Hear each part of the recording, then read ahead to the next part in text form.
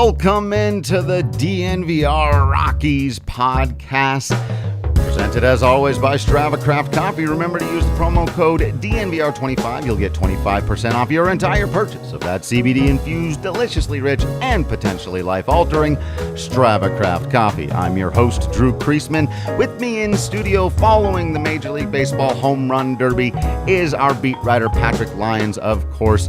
And we are back in the studio. Sorry, I had to throw one out for our guy Chris Berman and the old back days of the Home Run Derby, and lots to talk about. We're going to take you behind the scenes at a lot of the fun stuff we were doing yesterday, just kind of around, show you what was going on. Of course, we got to talk about what Trevor Story did. We're going to preview the All-Star Game a little bit, but Patrick, we must begin with Pete Alonso and a fireworks display. Really, the entire Derby was fantastic. We'll start with him because he won it, but so much electric energy at Coors Field last night, and the polar bear put on a performance we're going to be remembering for a long time. It was, absolutely electric in that ballpark, just from the first swing of the bat. It was, you know how typically there'll be a fly ball and people will stand up and get really excited, and depending on your vantage point, you go, oh, no, you misread it off the bat. Everybody knew which ball was going out, and even when they missed, who cares? Get excited because the ball was absolutely launched. We saw more baseballs go 500 feet or more, 15 of them, than we had the previous 4 derbies combined. Yeah. Actually, 4 times as many. Only 4 times had that even happened in the last 4 derbies. So it was just so electric. Everybody got up. There was a little lull in the middle rounds, which always is the case. And then once you got to the finals, it pumped back up again. The crowd was able to get re-energized. And from everything I've been hearing, may have even topped the 2019 Derby. It always seems like every year MLB bests itself, and they make those tweaks according to the rules. And I was really happy. I enjoyed it. And I know everyone at Coors Field and everyone at home enjoyed it, and it was fantastic. So many great stories from last night. Yeah, I think that was, kind of the thing that really stood out to me. We've talked before about those singular performances, the Josh Hamilton moments that really stand out to you. And I felt like last night we actually got to witness quite a few of them. And even for like small teams. So obviously the big secondary one, was Trey Mancini. Trey Mancini getting the night started. The energy in that place was so great. And we do have to mention this because Ryan Spilborghs, other than trying to start the wave, did an extraordinary job as the in-house MC. And whoever's decision it was to have him be that's an A+ 80 grade decision, and did extraordinarily well. And I thought he did a good job. It could have come off awkward or forced or something when he reminded the entire in-house crowd, who maybe isn't glued to their TV every day or listening to the DNVR Rockies podcast every day, who didn't necessarily know Trey Mancini's story. And he told that crowd he went through chemo this year. And all of a sudden, the energy in that place and the crowd rose to their feet, and because he had just a couple and he took his first time out, and then all of a sudden he went off. And that place embraced him as one of their own. And I really thought it was a magical moment. And I do think by the end, the crowd wanted Mancini to win that thing. He looked really good in the brief mini derby that they had before they went live on air. Yeah. Ohtani, of course, doesn't take batting practice, so he was true to form. But they wanted to get everybody out. I think hit maybe like 5 baseballs just to get a feel of what it would look like on the scoreboard, to test it out. They had the measurements and all that. And Mancini was peppering them out. Yeah. Olsen not as much. And I thought, you know what? I'm still going to stick with Olsen over Mancini. But Mancini was able to deliver. He did get booed a little bit after beating Trevor Story, which is understandable. Right. But then after that, like you said, they started realizing the story and go, all right, well, you know what? The guy that beat us, maybe we want to win. He's on the Orioles. Come on. Who doesn't like the Orioles? Oh, they're orange? All right. You know what? They're kind of the brethren of the Rockies as far as thematical colors and whatnot. Right. And so it was historical you're struggles, right. all of it, really. Yeah, I think they got behind him maybe a little bit because the Mets guy again, New York, East Coast. Now let's root for the underdog. Let's root for this guy, like you said, that has this great story, beating stage 3 colon cancer, and they'll be They take a moment during the All-Star Game today here on Tuesday, just like they do during the World Series, to stand up to cancer. And so he's just a great representative for that. And it's wonderful. It was great that more people got to learn about his story, because he's not a superstar. He nearly made the All-Star team on his own merits alone this year. That being said, again, if you're not a hardcore baseball fan, you might not know the story. So you're right. Spilly did a fantastic job as the MC of the event, right? And as someone trying to give those little mini biographies. Hey, this guy's only 22 years old, and all those little details for Juan Soto and the other guys. And I think it definitely added to that experience where there's no play-by-play for a home run derby. He hit it really far. He hit it a little bit farther. He didn't hit it out. There goes. Yeah. And so you just have to watch. He found a way to get it done. So Spilly, his stock continues to rise, and it's great to see him get a lot of that national exposure that he's been getting slowly but surely over the last couple of years. Yeah, absolutely. And I agree. Going through, again, just the first round, the stories, we began with Trey Mancini and just an extraordinary positive energy out there, right? Then it wasn't too much later that Pete Alonso in his first round hits 35 freaking home runs in a display unlike anything really any of us have ever seen before. And then, not to be outdone, Juan Soto and Shohei Ohtani have this absolute showdown, in the middle of which... Called that. Soto hits the longest home run, screwing my over the 519 and a half. He hits one 520. Has that been remeasured, by the way? Can we get the Trevor Story measurement on that one? And they maybe may take readjust. You never know. Give me a foot or two off, because I told everyone to take the under on the 519 and a half. They said Soto hit one 520. I'll be double checking that. And as much as everybody wanted to see Shohei Ohtani win, and as close as that was, and the showdown between the two of them, one of the most impressive things I've ever seen in real life at a baseball field was Juan Soto given 3 swings, and he goes 3 for 3 in hitting home runs. Like that, he would have been... That's astronomically difficult. Let's say 15, 16 years old, the last time they did the Derby that way, where it was swings and outs. Right? Yeah. No. When just when before it was time, it was standard. Right. So talk about that being so old school, where now it's just about time. It's rapid fire. Salvador Perez, all the pressure was taken off him because Pete Alonso goes out, breaks the record for 35 home runs in the first round, or an A round, really, in regulation time. And he says, all right, I'm just going to go have fun. And he's just swung at every ball. Yeah. Right? And he hit 28. He had 28 which was the second runs. Most in a round at that point. Yeah. Which is absurd. So the it's pressure also the was most off ever him. by a catcher.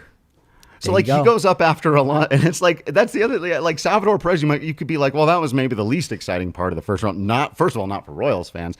Second of all, not for people that like oppo shots. That's what blew my mind about Sal Perez is, like you said, he was swinging at everything. He wasn't taking anything. So if the ball was a little bit away from him, he just hit it hard the other way, and those were going out. And I was like, this is not easy how home power run derbies go. And it was so easy. Like you could see it was effortless because, again, you can't hit 2 home runs in one swing, which Matt Olson and Joey Gallo were kind of trying to do that. But for Soto to have that presence to take a couple pitches and nope, let that one go. You only get 3 bites at the apple. And he took a big chunk out of each. Ohtani grounds out the first one. But Ohtani, it's funny because, as we said, they went back and forth. 22, they tie at end of regulation. Right. They get the overtime. They each hit 6. And then the swing off, and Ohtani was there. He still was in it, but it's because he came out so cold. Yeah, and he was hitting doubles down the line, and these line drives, and everyone's like, "Oh no, this is a major bust." Yeah, it looked for a second like he was going to hit 3 home runs and have to walk off, as the biggest disappointment of the week. And then all of a sudden, he was going upper tank. He was hitting up in the third deck, left center. He even at one point too, in that extra time or in the overtime, if you will, he had 28 with 13 seconds left. Got 5 more swings, didn't get it done. Hit some hard line drives that just came up short. Some of those towering shots I do think cost him. He hit some monster moon shots, and he had to wait for those things to come down. But yeah, and the crowd chanting Ohtani. Yeah. Ohtani. So Spilly did right before, and you never know how much people are, but he asked, how many people are here from out of town? Big cheer. How many people are here from Colorado? Slightly bigger cheer. Does that mean 50-50? Not necessarily. Or the Colorado people just maybe a little more stoked to be representing their spot. Yeah, there's like a crossover. There's 60% of the people were from another state originally, and then moved to Colorado. So there was like 30% natives, 70% people from out, and there was a crossover. There was definitely a Venn diagram situation going on. But the people that were like, "Yeah, I'm from Colorado," definitely was a lot louder. For that, for again, Colorado having nothing to do with Shohei Ohtani, the Los Angeles Angels cheering for Ohtani, a Japanese-born player here in America. It was really a moment that transcends, nationalism or anything like that. It's beyond sports. It's really something fantastic. I haven't heard too much being talked about that, but when you kind of step back and you think about that, what they were able to do in that moment and how they felt, like it doesn't matter who you are, what you look like, what language you speak. You are the best at what you do, and we want to see you be successful because you're struggling right now. So we want to help you because you've helped us get through this pandemic and enjoy baseball and do things we really never thought was ever going to be possible again, and isn't even possible because he's doing things that even Babe Ruth was not able to do. So what an amazing moment. It got going twice too, Ohtani, and that was amazing. It really was. I wasn't expecting that. We got some story chants. You expect that kind of thing. Yeah. I wasn't expecting a big, loud "Let's Go Rockies" chant. I will say, of course, that gave me goosebumps. And because, it's been since at least 2019. It's been since 2018 since I've heard a packed Coors Field chant "Let's Go Rockies." I'll say this. I have heard "Let's Go Rockies" this season. However, it was after the opposing fan base had started with "Let's go Brewers." Brewers? No, hold on. We got to do Rockies now. It's like, no. Yep. You get credit for it when you start it. And so in that case, no doubt, it was just an organic moment, not in response to the "Let's go Padres," "Let's go Dodgers." Oh crap, we can't let them get away with that. It was loud and organic and almost immediate as Trev came up, and I really, really appreciated it. A 10 out of 10 crowd at the All-Star. 10 out of 10 crowd, including the guy right in front of us who flipped over the rail to catch that baseball and appeared to be okay. But that wasn't the only person that got injured. There was a kid in the outfield who there was a point in Alonso. I think that was the finals, I believe. Right? It was the finals, and Dave Joust was still throwing, like he was pitching into the pitching screen, the pitching L. Yeah, and I was like, oh no, he's lost the strike zone. Yeah. Like, I don't know what we're waiting for because we couldn't see because we're in the auxiliary press box. It wasn't a box, but auxiliary press area in section 207, and so we didn't see anything. And then when it started back up after that delay, Joust actually hit Alonso with a pitch, and I go, he's going to lose this because the guy throwing him pitches just has lost the zone or something. But no, that wasn't the case. So the kid hopefully is all right. The guy who flipped over, he was back up. He was ready to go after that. I'm glad that didn't set the tone. Yeah. That could have gone the other way. And people fighting for baseballs like it was Barry Bonds. Right. Going to hit 73, breaking Aaron's record, all those things. Thankfully, that wasn't the case. But Story goes out, hits 20, breaks Larry Walker's record. He hit 19 in 1997. So that sets the new mark. Even before he was able to go out and hit some more in the second round. So now he's really set the bar pretty high and set the precedence for that. So that was good. And you got to talk to Story a little bit after the game as well. Believe it or not, I was actually able to deliver that news to Trevor Story. This is the second time I've told a Colorado Rockies player about them having broken a record that they didn't know that they broke. I told John Gray that he had broken Randy Johnson's record for strikeouts at Coors Field. And during the thing last night, as it's wrapping up, I asked him, I go, Trev, do you know that you just set the Colorado Rockies all-time record for homers in the Derby? And he goes, no, I didn't know that. It's pretty cool. And then I let him know you got Chuck and you got Walk. And, Walk's before his time, and so he didn't have much to say about that. But he goes, oh, I'm gonna have to text Chuck and let him know. I think he probably knows, but good text to send. I really enjoyed that. It was a nice moment from Trevor. Yeah, hit one 518. 518, which was the most. Soto ended up topping him with the one with 520. Yeah, a little asterisk, yeah. right? Yeah, those baseballs weren't in the humidor. Asterisks. But yeah, he got one 518, so that was the second longest. Alonso went 514, Ohtani 513. So you have those 4 different guys in the top 4. And then after that, it was just Ohtani, Soto. Or no, it was Soto, Alonso. Yeah. Filling out the rest of the top 10. But 15 baseballs, 500 feet or more. Oof. That's insane. Soto, man, that his first round. I know it's stupid because everybody wanted the other guy to win, but it was so damned impressive because he was swinging out of his shoes and hitting monster balls, and for him to still come out and win. And his pitching coach threw the ball behind him at one point. Had a little Randy Johnson, Mr. Skip. It was an interesting night for the. And he did the shuffle. Yeah. The guy throwing a BP did the shuffle, and Soto was like, not yet. Sorry, I'll bust my moves out. The crowd starts booing the pitcher. I loved it. Every second of it. There were also 20 that were 475 feet or more. Okay. 20 of them. And how many do you think went 450 or more? 35?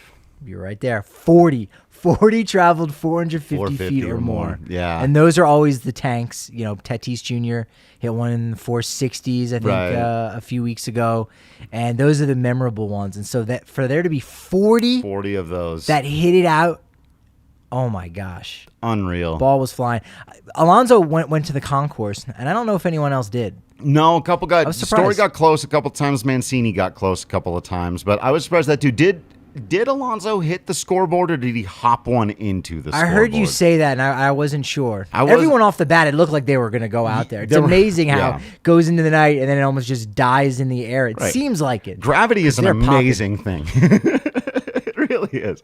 There were a couple that I thought, oh, man, that's going to get... There were one or two from, I think, during the Soto and Ohtani round that I thought were ticketed to hit, like, the solar panels on the rock pile.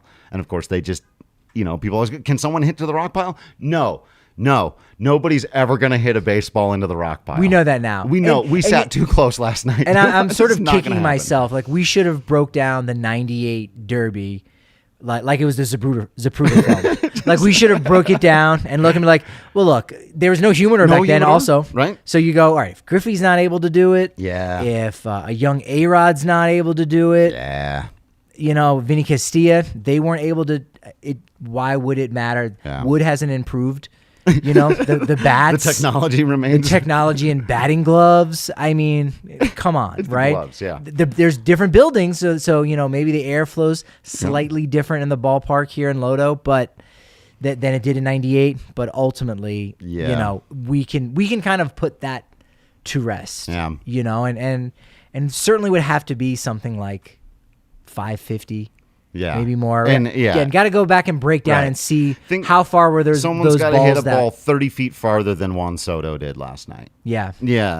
Or break down those balls that did land in the little terrarium, if you will. Yeah. In center field and say, okay, well, how far was that? Right. You got to add 20, 30 more feet. Yeah. And again, as we said on the podcast yesterday, previewing it, you need the pitcher's force. Yeah. You need a pitcher supplying a lot of that. And you know, in batting practice like this, you're not going to get it. But still, so impressive, so exciting, and so entertaining. And that's what it should be. Yeah. The home run derby. Everything that it should be. I hope y'all were throwing down plenty of Breck brews and seltzers, but, you know, responsibly, but enjoying yourself along with everybody else out there last night. Got to a 15 can sampler size. A tap pack of seltzers or of Breck brews. You can get them at your liquor stores down at King Soopers. You can get them down here at the DNVR bar, and you'll get a much larger one if you happen to be a member of the DNVR family. Highly, highly recommend. That way you don't miss out on any of the written content. Plus, you're constantly getting discounts on hats and shirts. You get access to our Discord channel where everyone gets to come and hang out and talk anything and everything under the sun 24/7. We'll send you a free shirt also from the DNVR Locker when you get the annual right now. So make sure that you do that. And I do agree with my mother here in the comments and in the room saying that they gotta try it again with metal bats sometime. I've always thought, well, let some of these guys go absolutely wild. I want to see some nonsense too. Oh,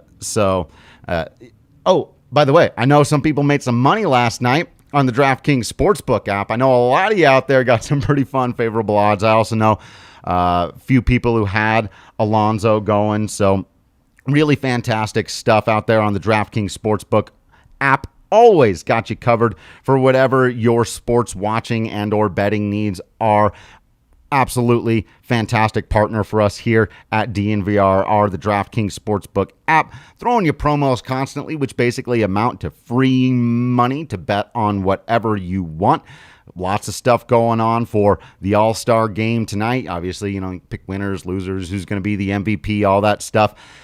Last night, people just taking the over on number of home runs hit. Well done there. That seemed like a pretty solid bet for everybody out there. And then, of course, getting Alonso because those were all plus odds. So download the top-rated DraftKings Sportsbook app now. Use promo code DNVR when you sign up. You'll turn $1 into $150 in free credits when you bet on the basketball team of your choice to win their next game. If they do, you claim $150 in free credits. It's promo code DNVR for a limited time only at DraftKings Sportsbook. Must be 21 or older, Colorado only. New customers only. Restrictions apply. See DraftKings.com/sportsbook for details. And if you have a gambling problem, call 1-800-522-4700. Well, on DraftKings Sportsbook right now, you can bet on the amount of runs each league will score over and under 10.5 for each team. So we might see 20 runs in the ball game today. You can also bet on whether or not one of the teams is going to score in the first inning, which I think will happen. I like that. I would take the. I like that. I like the under on 20, but and while I think the American League might have the better overall squad, I am going to pick the National League. Hey, I am going to pick the National League. My DraftKings Sportsbook pick of the week is the National League winning in the 2021 MLB All-Star Game right here at Coors. That's going to be minus 120. It's really been all about the NL right now so far. I know Ohtani's been the one guy, but. Yeah. You had the Futures game. National League blew it out. Nearly 8-0 shutout. They ended up winning 8-3. You had Soto and Alonso, which would have been a great final. It was in the semis, but Alonso still ended up getting the job done for the National League. So I think it's going to be a complete sweep for the NL. And I do think, Ohtani, I don't know if he's got ice going through his veins or not, but does he give up a run in the first inning against Tatis Jr., who leads off? How about that for a matchup? Yeah, how about that? Ohtani, Max Muncy. Okay, and then also batting in the bottom of the first inning, number 28, Mr. Nolan Arenado. Yeah. So I think they go ahead and get a run off of Ohtani in the first inning. But my DraftKings Sportsbook pick of the week is for the National League to win the 2021 MLB All-Star Game, minus 120. Lock it in. Love it. All right, Patrick, we knew yesterday that we were going to see a whole lot of All-Stars. That's what we're here for. At least 12. We knew we'd see at least 12. At least. And it's been great. So let's take the people down out there on the field, everything or near the field and sort of into the McGregor Square area and everything that was going on because, the first element, the big press conference, I'm sure most of you saw it on TV, got us out there, had Ohtani and Scherzer, the starters of the game, had Cash and Roberts, the managers of the game, had Brian Kenny, BK at MLB doing his thing, hosting. I thought he did very well of getting the mics around and having everybody ask questions and doing the thing. So the pomp and the circumstance and all the people shouting for Shohei Ohtani, just a superstar among superstars right now. That was a fun, wild scene. And Dave Roberts explained that, yes, German Marquez was a consideration and, talked with Bud Black about it a little bit, but ultimately, this was a decision that had some, historical significance with Scherzer. This is now his third game, I think, that he's now started for the All-Star. That's right. Once in the AL when he was with the Tigers, now twice in the NL. The Nationals largely have had their 2019 World Series, forgotten about in a sense, right? And I think that was a way to kind of acknowledge that a guy that's ticketed for the Hall of Fame in Max Scherzer. He gave up a grand slam to a pitcher, but dude still has a 2.66 ERA after those 4 runs. Yeah. So, he's having a normal Mad Max type year, and that's a good way. It's not just a feel good story. There's significance. It's not one of those things where in 5-10 years people are going to be going back and looking like, why didn't German Marquez start that game? Because they might not even put 2 and 2 together that it was in Colorado, and it would have been a great story, but the historical significance of Scherzer starting, I think, outweighed everything. And again, Dave Martinez didn't even get to manage in the All-Star game last year because there was none. So I think that was a good way of honoring the Nationals in the 2019 World Series champs. Yeah. No, I mean, I definitely understand the logic. I wholeheartedly disagree with it. I understanding all of that and appreciating it. Like you said, this is the 3rd time he's gotten to start an All-Star game. It's not a super special honor. It's not going to make the difference between him getting into the Hall of Fame or not. It's not going to make, he was very happy to be there and he did very, very well. But it doesn't mean nearly as much to Max Scherzer and to Nationals fans right now as it would have meant to German Marquez and to Rockies fans. And you're right. I totally agree with your assessment that like 4 years from now, no one's going to be like, oh man, why didn't German start that game? They'll forget about it, which is part of my issue, which is part of the problem, is that you only have a handful of these opportunities in history. Getting the All-Star game in your town, it only comes around every 20, 30 years, whatever. Then to have the opportunity to have your guy start the game in your hometown, that's very, very, very, very rare. So while I agree there's a strong argument the other way, I didn't particularly like that Dave Roberts called it a no-brainer. Like, maybe give it a little more brain then. It's just a phrase I actually don't like when people, especially when someone makes a decision you don't agree with. And they go, "I was a no-brainer." You go, well, wait a minute, because we've all got brains too. It's also interesting too that Scherzer was a late addition. He wasn't on the original. Wasn't even an original All-Star, which is kind of strange. He hasn't been pitching well lately. Yeah. German Marquez has been the best pitcher in baseball over his last 5 starts. And I get it's not a 5-start thing, and I get it, but I thought he kind of played off like, oh, that would have been a nice gesture. It's like, no, it would have been an extraordinary honor for German Marquez, who's earned it, not just with his play this year, but who's been probably the most underrated starting pitcher in baseball for 3 or 4 years running. Certainly in the National League. I don't watch as much American League. I'll have to admit that. But in his hometown, in a place that's so yeah. I feel like a better answer from Dave Roberts might have made me feel a little bit better about it. Okay. And I felt like you just made the argument a lot better than he did. And I agree with all that. But again, it feels like such a missed. You're like, really? Max Scherzer again? And he's done it before. And like you said, and he just got into the game, and it would have cost you. And I do appreciate them honoring the 2019 Nationals, because I feel crappy about that. I do. And I wish there were other ways. Could have got Dave Martinez down.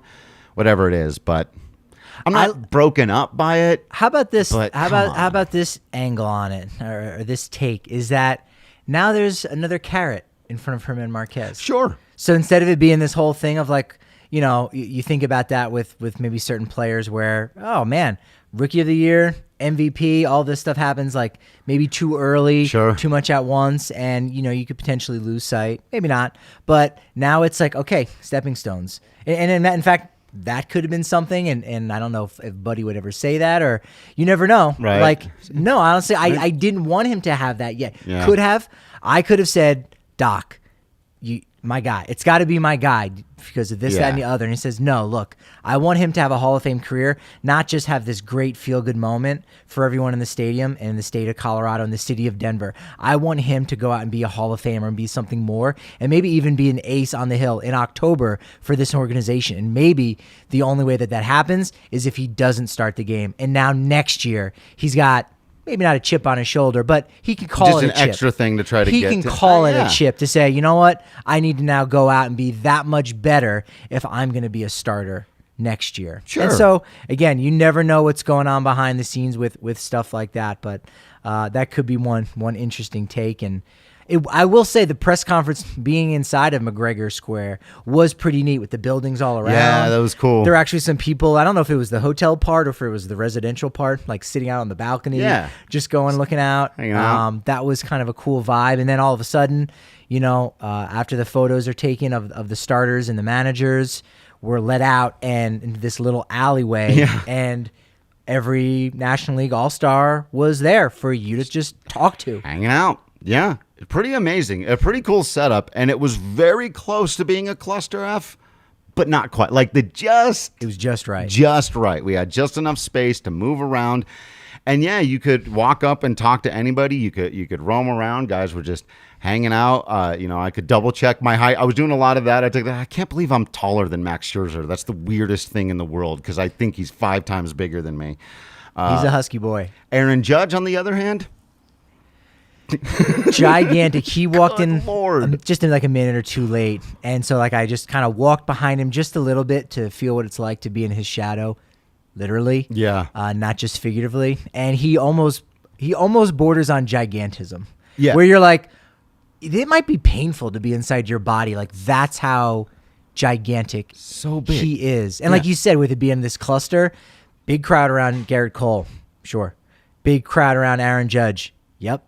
But then, because they were there for some of these relief pitchers minutes, that are just hanging out. Yeah. Oh, yeah. I talked to poor Gregory Soto of the Tigers as I almost just felt bad. And then Alex Reyes of the Cardinals. I'm like, just hanging out. All right, what do I know about him? And what kind of, like, let me just actually have a conversation with him and see what comes of it. And I knew he was born in New Jersey before moving to Dominican Republic. So that's kicked our conversation. And then lo and behold, I go, so what's it like with Nolan Arenado being on your team? And so that kind of opened the door for all that. But after those big crowds that were there for some of the players, they moved away. And then, okay, Garrett, talk about your time in Pittsburgh when you pitched at Coors Field and what was your approach.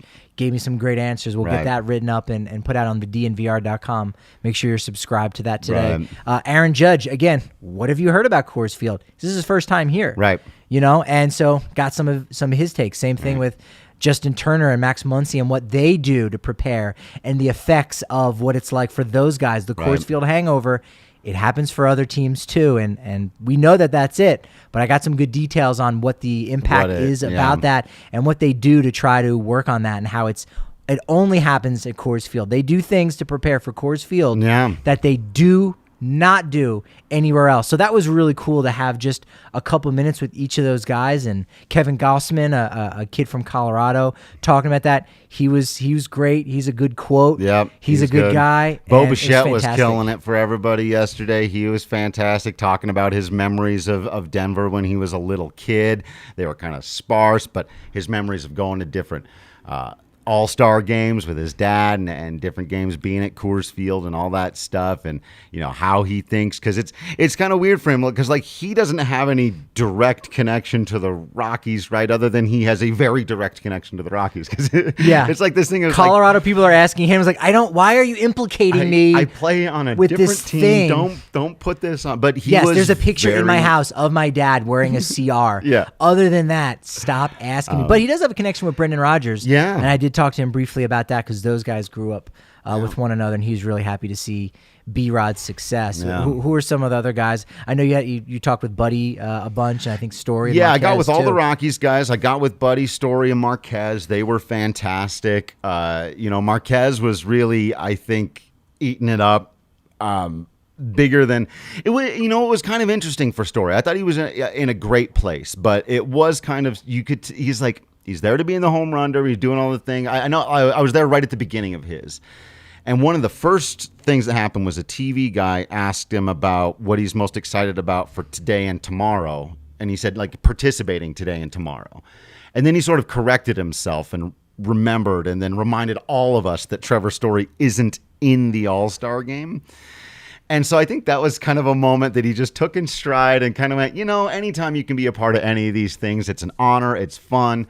I love baseball. I love being here. He did say after the home run derby last night, he's not going to be at the ballpark today. He's not going to be down here at the game. And he needs to rest. He does. He needs to get away from it for a minute. He was exhausted last night. You could see it in his face. And I think he knew he was going to be exhausted at the start of the day. And he kind of just, He was great. Trevor's always good with the media, but he's preserving his energy.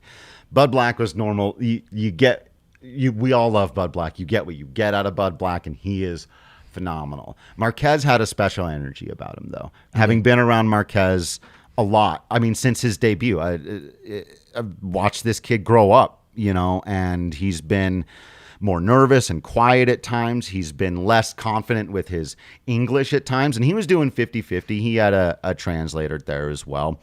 But he was just so outgoing and forward and happy. Very bright. Very bright and shaking people's hands. And, there were plenty of reporters there who also spoke Spanish. So, he could do half. He could turn and talk to this person totally in Spanish and then turn and look at me and go, oh, hey, what's going on? Shaking a hand. Congratulations. I asked him a bit about Ohtani because, as we know, Marquez likes to swing it a little bit. Hit 2 doubles in his 1-hit complete game shutout at Coors Field. And so when I'm asking him about the preparation, and he just goes, I just remember, he just puts his hands on his hat, on his Rockies hat, and he goes, oh my God. That was when I just, how does, because you prepare, you go out there to hit, you take your hitting very seriously. What do you make of this guy who's hit 30 home runs and also pitches? Oh my God. That's the right answer to that. It's unbelievable. One thing we did forget to mention was during Story's timeout, German Marquez, of course, went over to him, and Nolan came out. Yeah. And that was one of my favorite moments. Yeah. That I really felt very warm in the heart. Yeah. I just thought that was Crowd really special. Yeah. And, I think sometimes, Nolan can be a little calculated. I think some of his interest in maybe moving on as easily as he, wanted to or was okay with moving on and whatnot, was a calculated thing of, look, I'm trying to build this legacy here as maybe being the greatest third baseman of all time, and that might include winning a World Series, and I don't necessarily have the patience that Todd Helton, had. So you know what, so there's a lot more calculation, I think, going on than we think. Right. And so if you had asked me before the Derby, would he come out? I might have leaned towards no. Yeah. Would you have felt the same way, or would you have thought, no, Arenado's going to be there for his guy? There was a part of me that would have thought, and again, I think you're leaning on, we know about his personality a little bit, that he actually doesn't necessarily, he doesn't hate attention or anything, but doesn't necessarily want to draw attention to himself when it's not his thing. Right. And he doesn't want to, and I don't think he would have wanted to steal the moment or feel like add any weird energy. I think it definitely helps that he had just come to town and gotten such a warm reception from the fans. I think he felt safe and comfortable. Like, they're not going to hate me if I go out there and do this. And boy, did they not. They loved every second of it. One of the biggest pops of the night. Can we use the wrestling terminology here? That was a huge pop for Trevor Story's timeout. It was great. I love to have seen the second time too. Just Marquez came out, but still, which also did make me wonder if, again, it was slightly calculated. And again, not in a bad way. We all calculate things. Of course. Well, I was the one who threw that word out there, so that's why I wanted to clarify that, because I said calculated, but in the way that you just you're cognizant, right? Like, you're just kind of aware, and he's aware of those things. Like you said, I don't want to bring the extra attention, but at the same time, he asked me a question, I'm going to answer it. Yeah. So that was exciting. Then we got to go down on the field before the Derby. That was a madhouse. That was amazing. That was fun. It was psychotic, first of all. You can't fit 700 media people into 100 square feet of space. That said, so we were expecting to get our opportunities to meet Aaron Judge and Bo Bichette and Max Scherzer and Shohei Ohtani and all this stuff, right? But I didn't think at all about the random ball players and families who were just going to be around with some VIP tickets, going to be hanging out and I happen to have posted up right around for a while these couple of kids who were just all-stars. They were the biggest all-stars so far of the week. They knew every single person. They even knew Andrew Kittredge, who most of you are saying, I've never heard of this guy. He's an all-star for the Tampa Bay Rays. Look it up. They knew everyone. As I'm pumping up what happened here, though, I do need to remember to help our friends over at Chevalier Mortgage. So get some great insurance.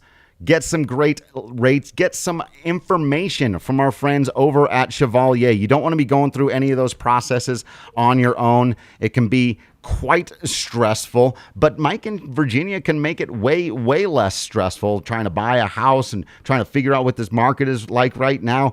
They're phenomenal Colorado sports fans, so they can take care of you and talk to you about all of that stuff too. They've got your perspective a little bit out there. It helps, and they've got a great perk for DNVR listeners. If you visit them at DNVRmortgage.com, enter to win a free DNVR shirt or hat of your choice, but most importantly, you'll get set up with a free consultation to discuss all your options. Again, that's at DNVRmortgage.com. You can also call Virginia directly at 303-257-6578 or Mike at 970-412-2472. Michael Chevalier, NMLS number 1931006, and Virginia Chevalier, NMLS number 1910631. And of course, you all know about our friends at Hassel Cattle Company. They've got the best beef in the world. Now, I believe officially endorsed by John Boy.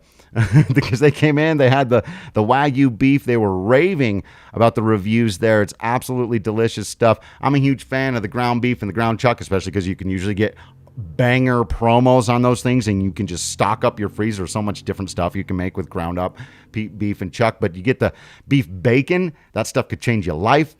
The hamburgers have won awards. The steaks are delicious. They really do give you the best beef in the world because they're not pumping it full of all those antibiotics and hormones and all that nonsense garbage that ends up in your body that poisons the animal, makes their life miserable, poisons the environment. It's all terrible stuff, and you can avoid that entire process just by going to Hassel Cattle Company. That's HASSELL, cattlecompany.com, using promo code DNVR10 to get 10% off. If you order over $200, you'll get free shipping.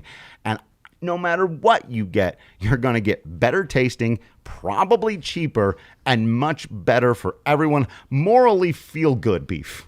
That's what I call it. Moral feel-good beef. Yeah, we knew that we were going to see a bunch of beefy boys down at the ballpark. They're all-stars. We were talking about this, how you expect to see these players, and even if you wanted to just see them one at a time, you know where they're going to be. You want to see Aaron Judge? Go buy a ticket to a Yankees game. You know you're going to see him. Yeah. And especially if you have some kind of credential, you can get up close and personal. But it was kind of the people we didn't expect to see that got the biggest pop out of us. Right. We were down there before the Derby. Totally, because we're just hanging out. And so, like we were saying, these kids just know everybody. And they're calling everybody over. And everyone's coming over. So at first I was like, man, these kids have got an extraordinary success rate. Like they're batting like 675. Then they're saying, "Hey, Aaron, can you get Garrett Cole to come over?" So they would get one guy like, "Excellent, thanks. Now go get someone else." They were amazing. Like they had an agenda. They were ready. And then after a while, I realized, okay, they had a little bit of a slight advantage. They happened to be here with someone who knows some of these guys, a couple of former ball players. I look back and I'm looking at one of them for a while, and I was trying to figure out. I was like, I know this guy. I was like, and then is that Michael Bourne? You had that one pegged. I couldn't figure out who that was. I'm like, I know his face. Yeah. And I think I heard someone call him like MB or something, and then it just clicked. And I looked at because I used to get Michael Bourne for the Rockies all the time. We were always talking about great defensive center fielders and how they've never had like that dude. And for a bit there for Atlanta, Michael Bourne was that dude. And I always wanted him. So I used to get him in old video games for the Rockies. But, so we're standing there. So then all of a sudden Michael Bourne's there, and then Dallas Braden just walks by, hanging out, talking to people. You hopped in on with him for just a little bit, and he gave you a straight promo shoot on our guy, Justin Witt. Just a little gift for Justin there. They've got some history going back, so that was kind of fun. Got to talk with Domingo Ayala, if you know who that is. If you know, you're a good baseball fan. If you know, you know. That was fantastic. Hunter Pence decided he wanted to interview me. You got interviewed by Hunter Pence. Did MLB Network play that? Somebody, I can't imagine. Hunter Pence even said, "Are we recording this?" He literally. Someone did. is. Yeah. That was just I think he was just testing something out before he was to go live. Yeah. And I decided to almost like bust his chops. And I was like, well, I have a real job. I'm a writer, because Hunter, he's just hanging out, saying hi to people. He was saying hi to Bourne and Chris Young, who was there, Rajai Davis, a couple other people, Raul Banez. And so I gave him some crap. But then I flipped it around and I said, hey, do you know a good coffee shop? Or if I go down to Houston where I can go, knowing full well that he owned a place called Coral Sword, and so he ran off a bunch. I said, yeah, but I want to play board games when I drink my coffee. And he's like, he did another double take. And then he got it. He goes, wow, all right, you really do know. I'm like, well, Coral Sword's the best. It's board games and coffee. It's the two things he loves the most. And you just threw it right there in Houston. So I gotta give him my contact info so he can send me a T-shirt or something. I'm sure they have some good merch down there. That was absolutely fantastic. I was glad fun. You were there and ready to. I would have been far more earnest, and it wouldn't have been nearly as good. It must have been Domingo. I think some of his vibe came off, and you still had Domingo Ayala. We talked to him. We had a tag team interview there. We're gonna have to put that at the end of a podcast one day. Talk about what kind of sticky substances he would use, what he'd be able to do in the Derby, the tips he gave to certain players. It was exquisite. He stayed in gimmick. Absolutely. Even more so than The Miz. Yeah. Right. Rajai Davis in that suit. You mentioned him, but I didn't want to not mention the suit. I also took a picture of Fernando Tatis Jr.'s shoes. Just guys were going up. But yeah, I mean, those kids, I'm telling you, because I was just standing there. So it was like Max Scherzer walked up and signed a ball, and I'm standing right next to him. Picture. I'll send a bunch of these out on social media. I sent the Fernando Tatis one.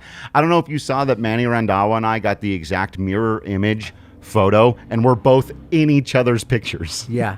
It's like the Spider-Man meme of everyone kind of almost pointing at each other, but at different angles. And yeah, it was fantastic.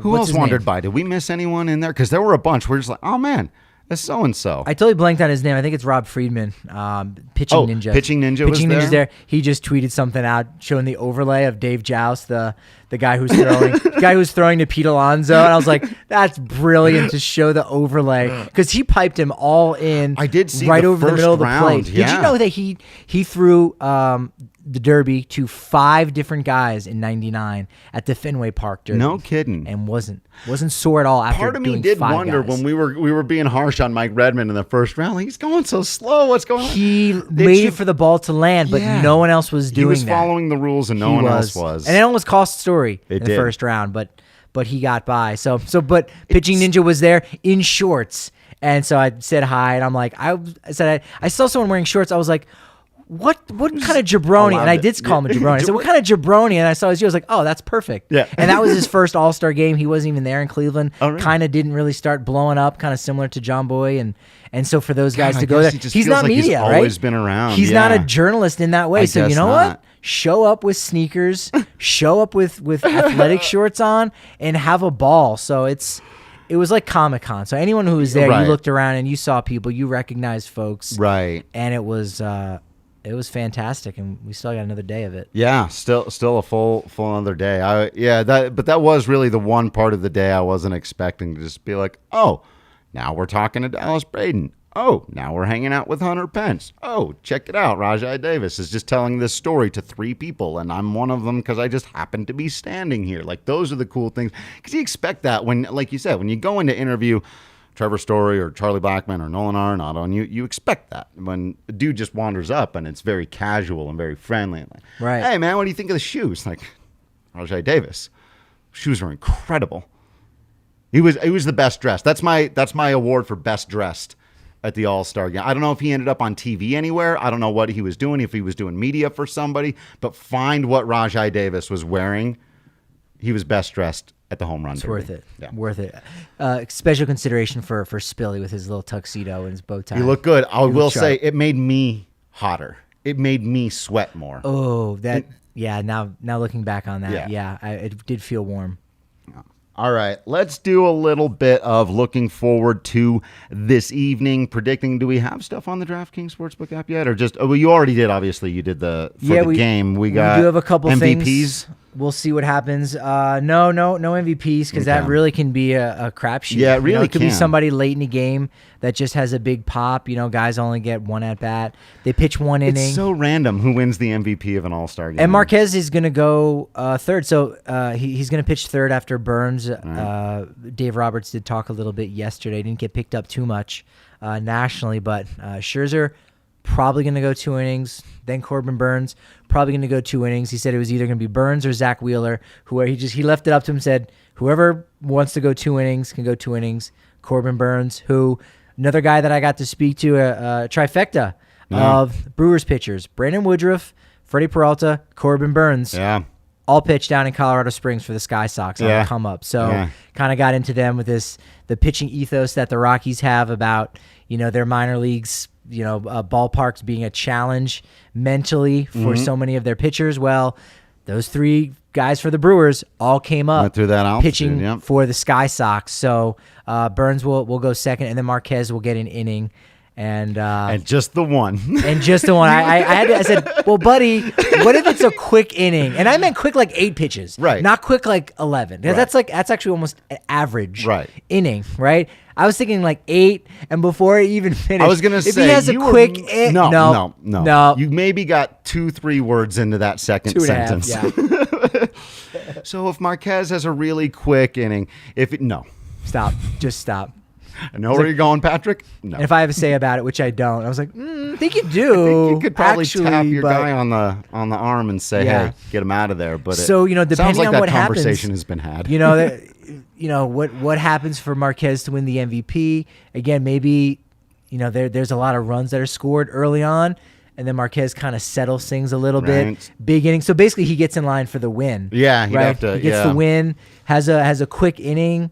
2 strikeouts, maybe even strikes out 3. Yeah. AL hitters there. If you're going to be in the game, you have a chance to win an MVP. No Rockies player has ever won the MVP in the All-Star game. It's going to be tough for a guy who's probably going to pitch the 4th or 5th. But you never know. Okay, what do we expect now out of Ohtani? While he didn't do the full disappointment, like we said, gave us a show. He did give us some show. Hey, but leading off, I feel like this is one of those classic baseball things. It goes one of 2 ways. He strikes out the side and hits a home run, or he's given up 2 or 3 runs, struggling to get out of the first inning, and goes up there and strikes out. And then we don't see him again. And this whole week that had kind of been built around Shohei Ohtani ends up being very much about everybody else. Falls a little flat. Yeah. Right? I do worry, and again, this is classic Patrick take. Go one way, and then if the opposite happens, you still win. Right? So because, I think maybe the moment got a little bit big. Also, too, the Derby is just this different beast, where you're hitting without the turtle around you, right? You don't have that batting shell. Right. And it's this different thing. Joey Gallo, they were saying it was broken down during the game, I think by Eduardo Perez, that he was trying to lift the ball too much. His swing already has the lift. So he didn't go up there and swing. That was his first Derby. Right. Alonso was the only guy that had been in a Derby before. Right. And so, next time Gallo goes out, put your money on him early, because he's gonna have that thing figured out. He did too much to change it, and so maybe that was the case for Ohtani, or maybe it was, just everything being a little bit overwhelming. He does have this boyish look on his face, and I think he does understand a little bit of English. Anyone going to another country, you're going to pick up stuff. Some, yeah. You know what I mean? Of course. So he just had this look every time, someone would compare him to another player, or oh my gosh, you're heaping this praise on me. And again, rightfully so. It makes sense. But to him, he's like, I'm a baseball player. All day. I'm a 27-year-old baseball player that just gets an opportunity to go out and do it. I'm doing my best. So are my teammates. Yeah. And they're also doing some great things too. Right. It just maybe isn't translating. So for you to just be praising me, it's just when I'm kind of doing the same thing they're doing. Right. Just get a little bit more luck, if you will. Again, yeah. It's not necessarily luck, it's skill. But to him, it's like, oh my gosh, what? Yeah. This is crazy. I mean, compare me to Babe Ruth. I've never even seen him play. Right. His day started with him getting quote. compared to Babe Ruth. And him saying he'd never seen him play. That's when his day started, right? And then when that press conference wrapped up, even like Max Scherzer went over and just sat at his chair and got the normal people, like we're talking about in the alleyway. Like Ohtani had to go and stand on the end in his own special section because there would have been too much media. Nobody would have been able to move. So as soon as he was done with one press conference for all the TV cameras, then he went to the smaller press conference for all the newspapers and all the other stuff, and he's talking to people one-on-one, and then this huge group of people follows him everywhere. He's going everywhere, and then he comes out to try to, it's just wild, so So I do worry because of that he could go out, give up a run in the first inning. Right, okay, that's fine. It's Coors Field. Again, you could go back and look and go, wow, that was one of the better pitched innings. He struck out 2 guys. Sure. He gave up a run, maybe gave up 2 runs, but a lot of other people gave up 2 runs and everything. Didn't strike out anyone. Everyone put the ball in play on them. So that could be the case. Man, does Scherzer give him one to hit? Right. Like, what would you rather see, him go out, maybe strike out the side, or hit a home run? I want to see him hit a home run. Yeah, I do too. Yeah. I mean, that's kind of a Come no-brainer. on, Max, put one over. I had to ask the question, but it's like, over, yeah, Max. of course. Put him over, Max. Give him a Jake Peavy special, man, right down the pike, man. Just let him have it. And Will's got Tatis Jr. with the leadoff home run. I like that too. I like that as a possibility if Ohtani's trying to settle in, a little bit of the nerves. It took him a while to settle into the home run derby. He maybe throws that 99-mile-an-hour fastball right down the pipe, and Tatis Jr. is not going to wait around. I absolutely could see that happening. Yeah. I think it's going to be fun, and again, there's going to be a lot of changes, guys getting into the game.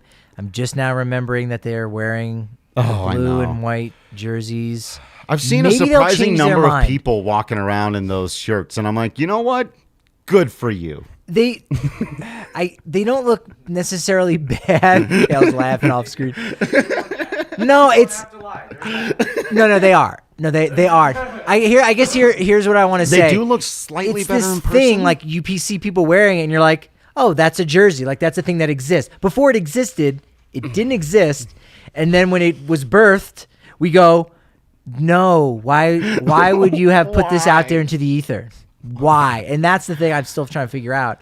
So I guess I'm just accepting it more. Yeah. So maybe during the pre-games they'll wear it, and then they'll change because of the backlash. Hope. Only because, again, you're trying to grow the game, and there's going to be people in Colorado go, whoa, wait, this game isn't here. Like, my aunt reached out to me, who she knows I'm a baseball guy, but she's like, oh, are you at the game and all this stuff? I'm so happy for you to have been there. So she's like now paying attention because it's right in the backyard. So think about how many Coloradans are going to maybe turn the game on. Are they going to know who the Rockies guy is? No, that's going to be confusing. That could be a little frustrating. That's not necessarily going to grow the game, Or if they say, oh, I'm originally from Pittsburgh, I have some family from Pittsburgh, they might say, oh, who are the Pirates guys? Right. There's 2 in the starting lineup. Yeah, right. And you go, oh, man, that could be a moment to go, oh, good for the Pirates, and that rejuvenates something. But now everyone's the same except for the cap. They should even have something where maybe you get a star in your cap for each All-Star game. So oh, this is a first-time guy. Oh, that'd be cool. Oh, this is a legendary guy. Yeah. Arenado, oh, he's got a lot of stars on his cap. Oh, I really want to try to memorize this name tomorrow when I'm at the water cooler. I like that idea. And all those things, right? Like that. So it seems silly, but you want them to be wearing, the jersey that you typically see. It allows fans to identify the players. It's the advantage that baseball has more so than a sport like football because they got the helmets on. Yeah, you don't recognize them quite the same. Yeah, that's a really, really good idea. Man, they got to contact you. It's a much better designer than they are, clearly. Mark, I see your comment here in the chat. We will catch you up on all the draft stuff and some more in-depth Rockies things in the next couple of days for sure. Obviously, we've had a lot going on with All-Star stuff. That said, the Jaden Hill pick looks to be phenomenal. So we'll get into all of that for sure in the next couple of days, but appreciate you asking and jump. We did see it, we're paying attention. If you're in our Discord channel, go in right now. For DNVR members only. Talk about a DNVR exclusive. This isn't even published on the DNVR.com. It's 300. It's almost 400 words. I literally almost just DM'd AJ. It was like, can you just copy and paste everything you just put in the Discord into an article? Because he did it very well there. So if you're a member of the DNVR.com, you can go to our Discord chat, the lounge, find it there.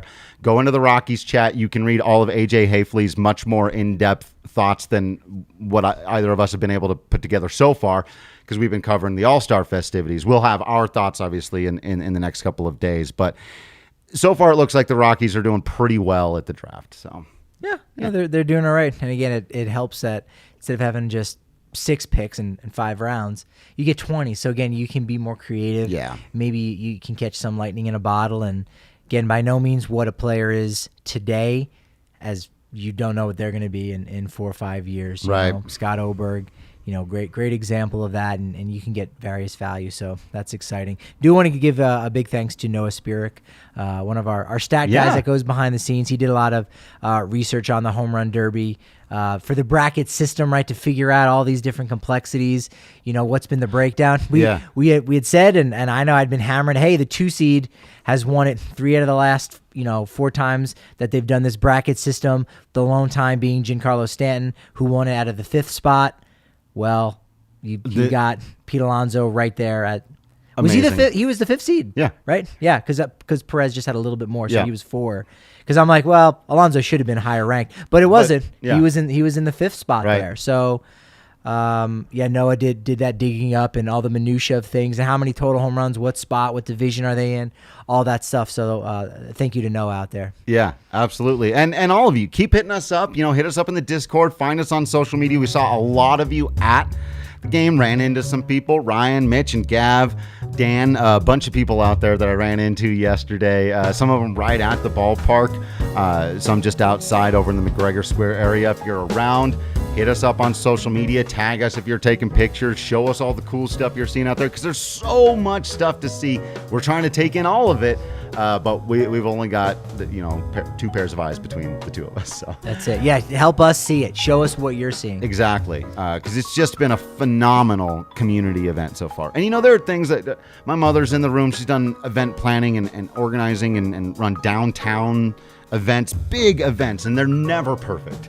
There's always some element of it that's a cluster. There's always a line that should be a little shorter or better signage that could be up somewhere. There's always those kinds of things. So far, they've run this incredibly well, considering that they only had a few months to get it done. The jersey thing is literally it. They screwed up the jersey. There were even, the lines to get food and get into the bathroom last night weren't even terrible. The crowd control at Coors Field in a packed place was fantastic. Like you said, the community, the energy, no negativity, no people fighting each other over balls or booing anybody other than the Houston Astros mascot Orbit, because that's the only Astro there was. That was another great moment. Literally 0 Astros there, and Orbit sold. He's like, hands on his hips, like, "What's up, huh? Yeah, bring it at me." None of the other mascots got any reaction. We cheered for Dinger. We pretended.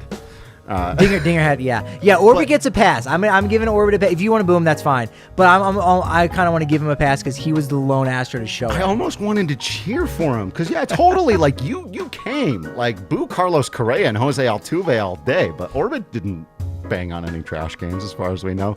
But it was funny. I do get the fans being like, "Well, you're the only Astro here, so boo!" Yeah.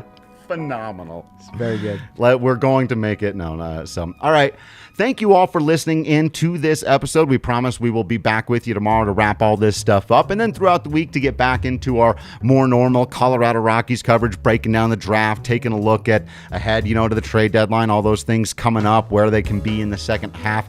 They're going to get Austin Gomber back, all those kinds of things. So going to be a lot of fun here on the podcast as usual. Make sure that you're on the YouTube so that you can join us for these live chats so that you always know when we're going live. You can ask questions in the chat with us. Appreciate that on the YouTube. Do subscribe to the DNVR.com for all the stuff that I said earlier. Do get us on the social media at Drew Creasman, at Patrick D. Lyons, at DNVR_Rockies. Follow Tech Boy at Kale Sorbo, helping us out again. Coming in early on these days. We appreciate y'all. It takes a whole team to make it work, and it takes all of you listening to make it work. Otherwise, we'd just be speaking into the void. So thank you all for being some of the absolute best baseball fans in the world out there. We'll continue to be absolutely Tech Boy, Patrick Lyons, and Drew Creasman in here. And until next time, we will see you at the ballpark. Thanks for the